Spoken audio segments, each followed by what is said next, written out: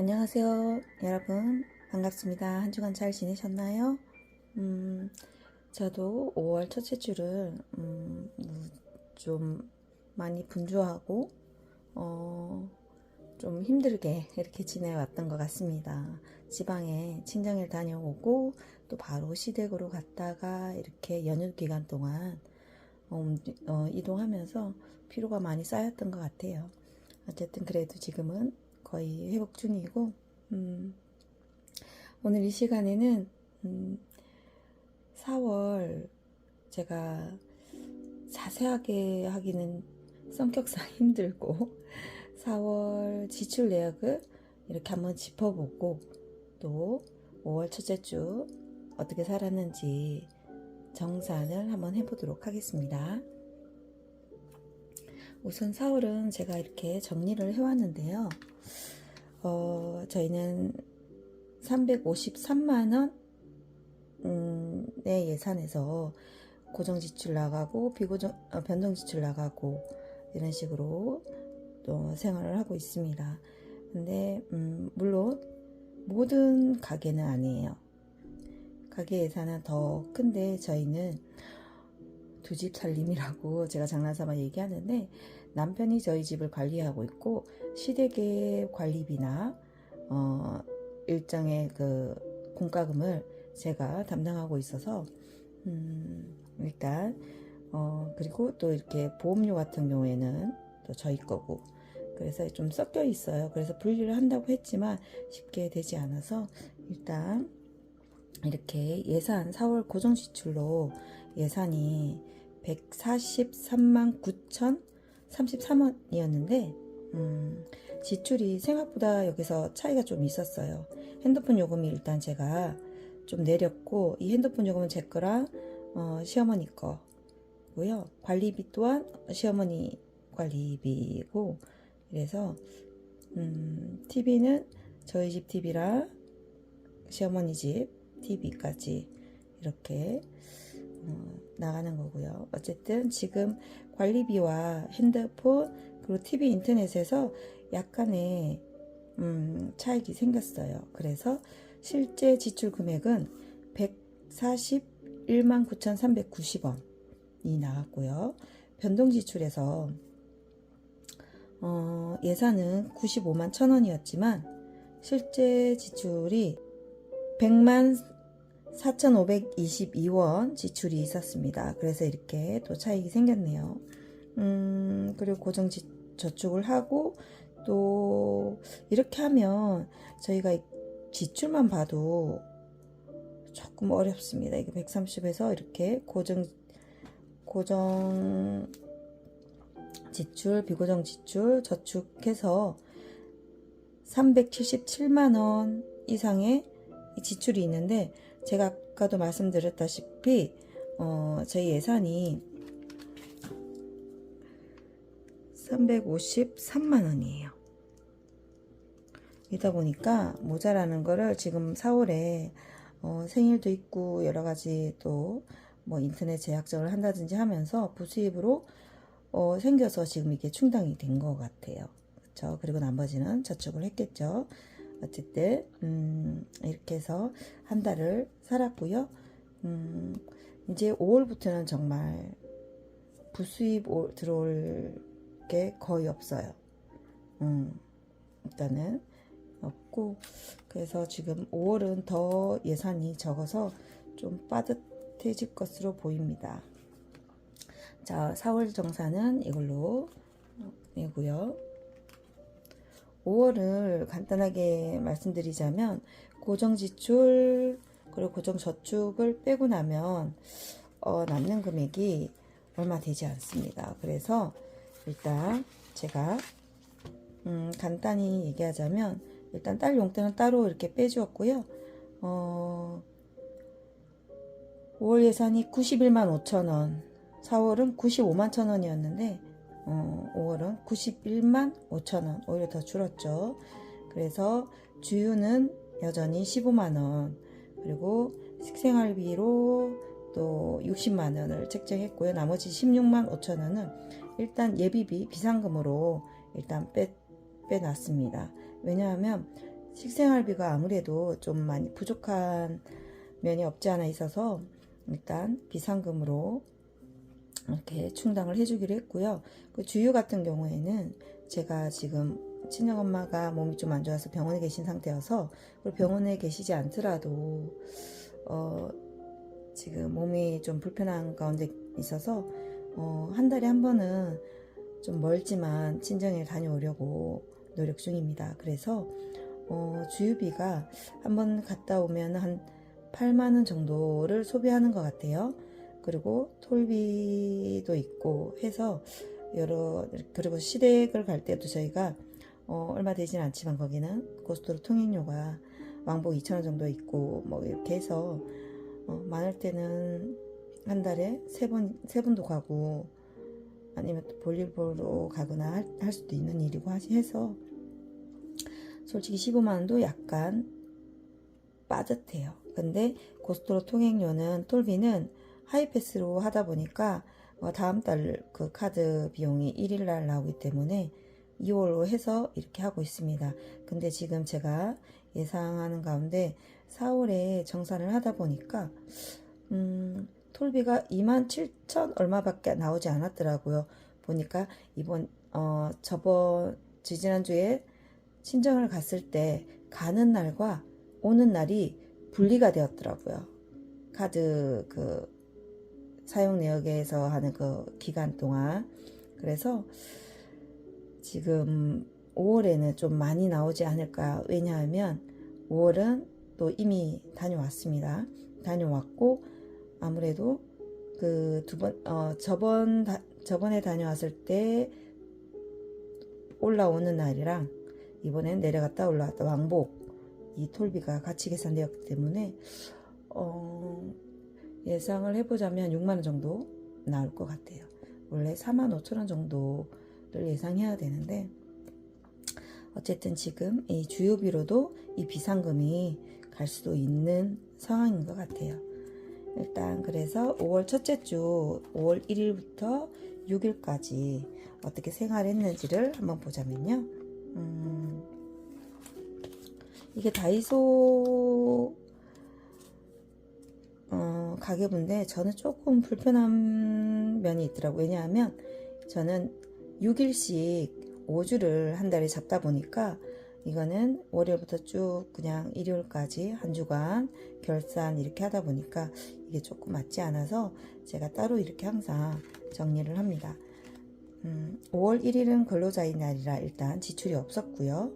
또 5월 2일은 출근해서 좀 한 분이 휴가를 썼기 때문에 제가 좀 바빴습니다. 그래서 사용할 시간이 없었고 5월 3일은 딸 용돈, 이건 물론 다른 지출로 가는 거라 일단 15만원만 줬고요.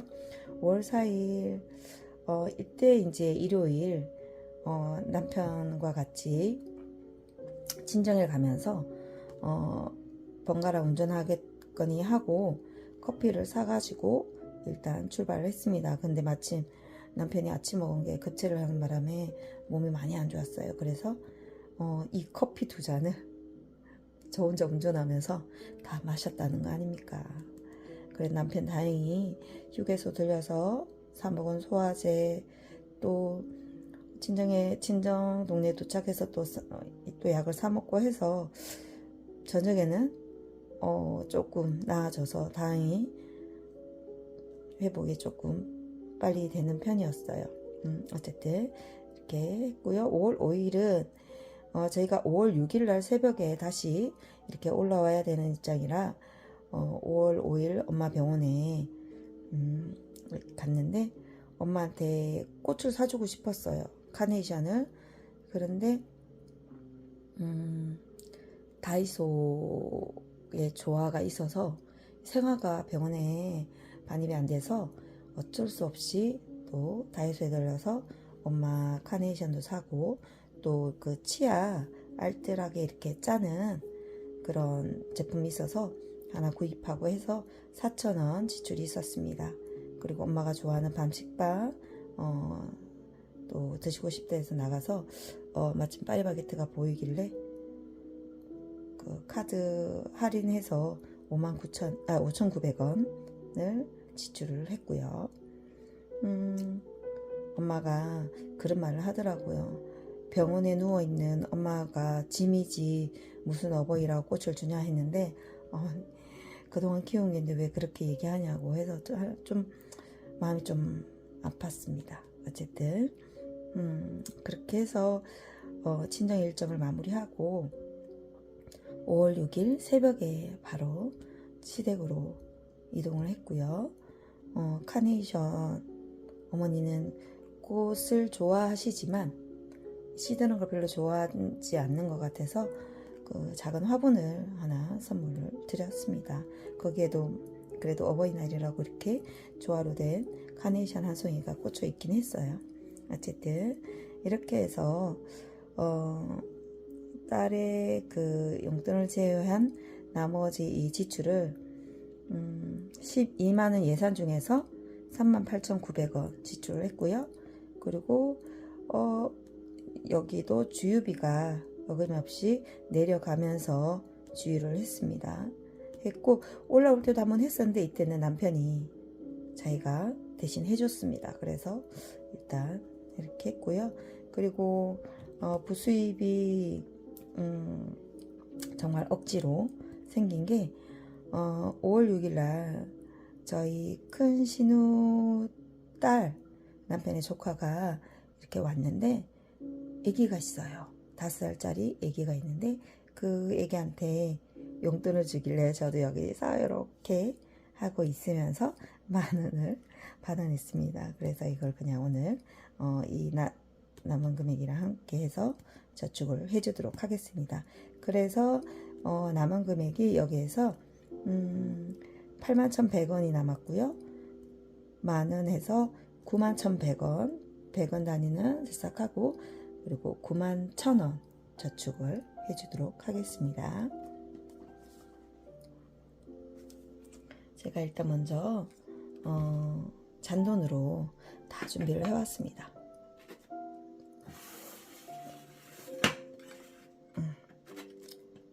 91,000원 그리고 이번에는 금액이 물론 앞으로도 그렇겠지만 그렇게 없어서 일단 적은 돈이지만 그래도 4월에 부지런히 장기저축에 조금씩 돈을 모았기 때문에 오늘은 딱 필요한 거에 조금씩만 저축을 하고 단기 그리고 소액 저축을 하도록 하겠습니다.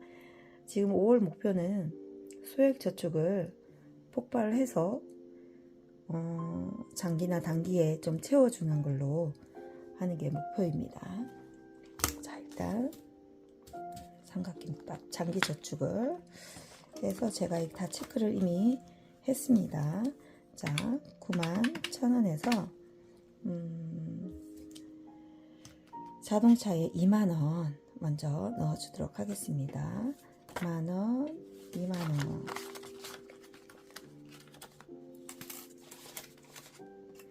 넣어주고요. 그 다음에 다 넘어가고 생일은 가족 생일이기 때문에 넘어가고요. 선물 이벤트에 이번 주에 동생 생일이 있어서 일단 10,000원을 넣어주도록 하겠습니다. 자, 이렇게 해서 장기저축은 깔끔하게 아이고 2만원 아이고 해주고 그 다음에 10,000원을 이벤트에서 빼주었습니다. 이렇게 했고 그 다음에 단기 저축을 보자면 아이고 자꾸 카메라를 건드리게 되네요. 자, 여기는 그냥 골고루 하나씩 색칠을 미리 해 주었습니다. 일단 리빙에 5,000원 그리고 여행에도 5,000원 건강에는 3,000원씩이기 때문에 6,000원을 넣도록 하겠습니다.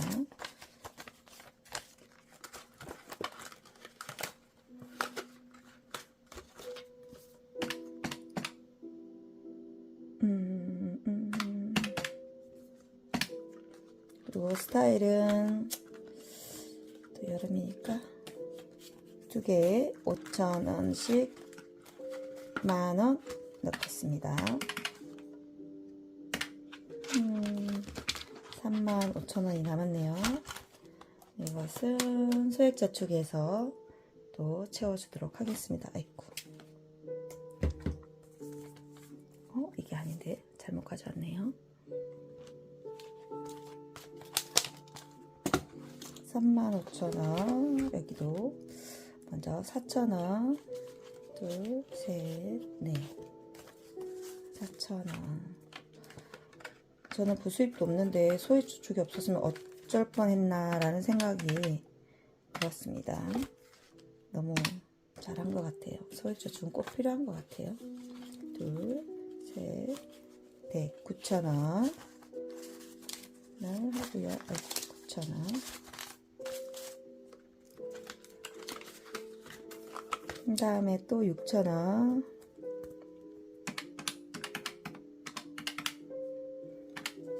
6,000원.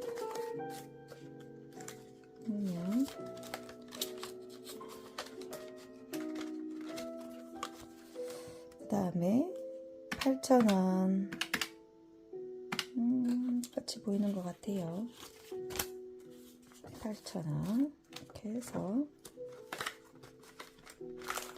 그리고 마지막에도 8,000원. 8,000원. 해서 저축이 끝났습니다. 소액저축까지 끝나고 지금 소액저축을 보자면 여기 2칸 남았고 2칸 남았고 2칸 남았고 2칸씩 하면 이달에 충분히 가진 여기 3칸이네요. 어쨌든 이번 달에는 충분히 가능하지 않을까 예상을 해봅니다. 어쨌든 이렇게 짧게 정리하는 모습 봐주셔서 너무 감사하고요. 또 이제 5월도 열심히 달려야 될 것 같습니다. 일단 둘째 주 7일부터 12일까지는 어버이날이 있고 근데 미리 이제 다 행사를 했기 때문에 특별한 지출은 없을 것 같아요. 그래서 지금 12일에 또 남편이 자영업자다 보니까 그 종합소득세 신고 그걸 위해서 조카가 옵니다. 조카가 그쪽 방면에 일을 하고 있어서 대신 해주는데 또 맛있는 거를 한 먹겠지만 남편 일로 오는 거니 남편한테 쏘라고 하겠습니다. 일단 이번 주부터도 역시나 생활비를 빠듯한 생활비지만 아껴서 또 저축을 조금이라도 더 할 수 있는 또 한 주를 보내도록 하겠습니다. 여러분도 현명한 현감생활 하시고요. 건강 조심하세요. 감기 그리고 애기들은 지금 홍역도 유행한다고 하니까 다들 건강한 한 주 보내시고요. 지금까지 영상 봐주셔서 감사합니다. 그리고 좋아요, 구독 부탁드립니다. 감사합니다.